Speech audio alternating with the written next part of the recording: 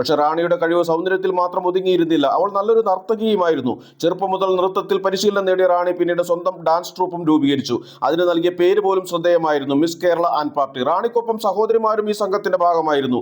ഇവിടെ നിന്നാണ് കഥയ്ക്ക് മറ്റൊരു വഴിത്തിരിവ്. കൊച്ചിയിൽ വലിയൊരു ബിസിനസ് സാമ്രാജ്യം ഉണ്ടായിരുന്ന, സാമ്പത്തികമായി കനത്ത പ്രതാപമുള്ള ഒരു കുടുംബത്തിലായിരുന്നു റാണിച്ചന്ദ്ര ജനിച്ചതും വളർന്നതും. മകൾ സിനിമയെ ശ്രദ്ധിക്കപ്പെടാൻ വേണ്ടി സ്വന്തമായി ഒരു സിനിമ നിർമ്മിക്കാൻ പോലും അച്ഛൻ തയ്യാറെടുത്തിരുന്നു. എന്നാൽ റാണിച്ചന്ദ്ര സിനിമകളിൽ സജീവമായി തുടങ്ങിയ കാലഘട്ടത്തിൽ അവരുടെ അച്ഛന്റെ ബിസിനസ് പൂർണ്ണമായും തകരുകയും കുടുംബം വലിയൊരു സാമ്പത്തിക ബാധ്യതയിൽ അകപ്പെടുകയും ചെയ്തു. അച്ഛന്റെ ബിസിനസ് തകർന്നതോടെ അമ്മയും 5 സഹോദരങ്ങളും അടങ്ങുന്ന വലിയ കുടുംബത്തിന്റെ മുഴുവൻ ഉത്തരവാദിത്വവും റാണിയുടെ തോളിലായി. അവൾ കുടുംബത്തിന്റെ ഏക വരുമാന മാർഗമായി. ഈ കനത്ത സാമ്പത്തിക ബാധ്യതയും കുടുംബത്തോടുള്ള കടപ്പാടും റാണിയുടെ വ്യക്തിപരമായ ജീവിതത്തെയും കരിയറിനെയും വലിയ രീതിയിൽ സ്വാധീനിച്ചു. സിനിമകളുടെ എണ്ണം കലാമൂല്യം നോക്കി മാത്രം തിരഞ്ഞെടുക്കാൻ റാണിക്ക് സാഹചര്യം ഉണ്ടായിരുന്നില്ല. കടങ്ങൾ വീട്ടാനും കുടുംബം പുലർത്താനും പണത്തിന് ആവശ്യമുണ്ടായിരുന്നതിനാൽ തനിക്ക് ലഭിച്ച ഗ്ലാമർ വേഷങ്ങളും വാണിജ്യ സിനിമകളും അവർക്ക് സ്വീകരിക്കേണ്ടി വന്നു. ഒരു വർഷം തന്നെ 13 സിനിമകളിൽ വരെ അവർ അഭിനയിച്ചിട്ടുണ്ട്.